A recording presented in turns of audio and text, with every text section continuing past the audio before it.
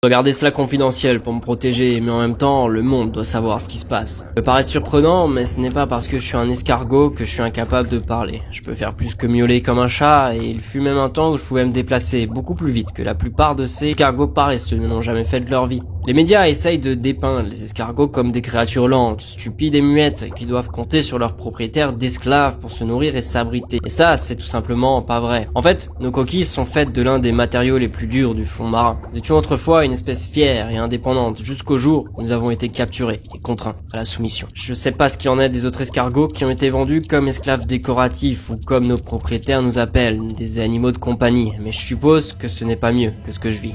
Depuis que j'ai été capturé par mon propriétaire, que j'appellerai Sponge, pour ma propre sécurité, au cas où il l'apprendrait un jour, non seulement il m'est interdit de parler ma langue maternelle, mais je suis soumis à un rituel de torture sadique et paralysant. Cela se produit une fois par an, et toujours à l'anniversaire du jour où Sponge m'a kidnappé et m'a éloigné de ma famille, pour toujours. J'étais si jeune, à l'époque, je m'en souviens clairement. J'étais plus petit et plus lent que le reste de ma famille, et un jour, j'ai été séparé d'eux dans la forêt. Sponge m'a bandé les yeux et m'a traîné loin. Lorsque le bandeau a été enlevé, j'étais dans sa baignoire, et le visage maléfique de mon nouveau maître me regardait, fixement, salivant. J'ai essayé de m'enfuir, mais les parois de la baignoire étaient trop glissantes pour que je puisse en sortir. Sponge s'est moqué de ma tentative de fuite, puis il m'a maintenu au sol et a ouvert ma carapace, l'arrachant de mon corps en morceaux déchiquetés. L'agonie était si atroce que j'ai accepté mon sort et j'ai attendu que la mort me fasse miséricorde. Malheureusement, ce n'était pas le plan de mon maître. Il voulait me garder en vie pour voir et ressentir chaque parcelle de ce qu'il s'apprêtait à faire. Une fois que les morceaux de ma coquille brisée furent complètement arrachés et que je restais exposé,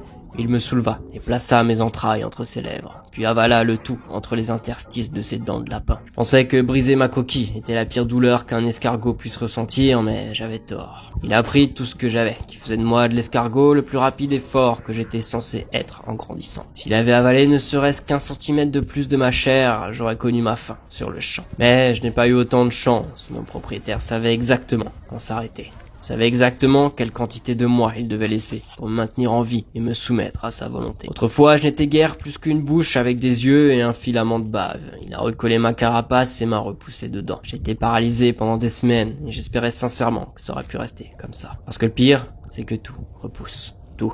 Chaque pli, chaque rabat. Chaque veine, chaque nerf. Chaque année, le même jour, Sponge me donne un bain. C'est ainsi qu'il appelle son processus horrible qui consiste à manger 90% de mon corps. Il me dit que tous les propriétaires d'animaux font ça à leurs animaux et que s'ils ne le faisaient pas, mon corps deviendrait trop gros pour ma carapace jusqu'à ce que j'explose. Je sais, c'est pas vrai.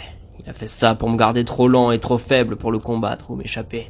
Et puis, il apprécie mon goût. C'est ce qui fait de lui le monstre qu'il est. Et s'il ressemble à d'autres propriétaires d'escargots, alors ce n'est pas seulement mon devoir envers moi-même de dénoncer ses crimes, mais mon devoir envers tous les escargots captifs du monde. Même si cela représente un risque pour mon propre bien-être, je dois faire ce que je peux pour mettre fin aux souffrances de ces innocentes créatures marines. Demain est le jour de mon prochain soi-disant bain. Sachant cela, je suis devenu de plus en plus anxieux et agité. Finalement, hier soir, j'ai découvert une caméra que j'avais fait tomber du comptoir de la cuisine sur le sol. Je sais que je vais devoir souffrir une fois de plus, mais si je peux enregistrer cet acte odieux contre les escargots, je peux les libérer dans le monde, et espérons-le, mettre un terme à cela, une fois pour toutes. À tous ceux qui regardent ceci, s'il vous plaît, continuez de regarder cette vidéo.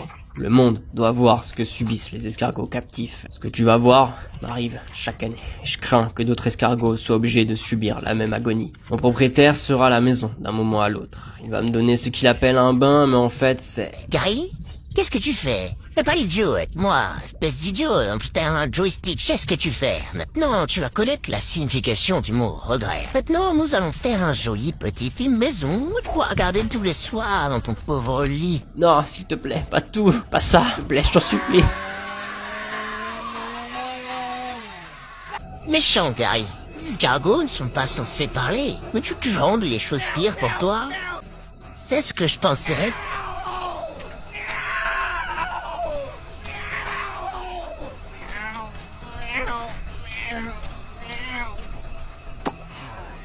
C'est encore mieux qu'un pâté de crabe.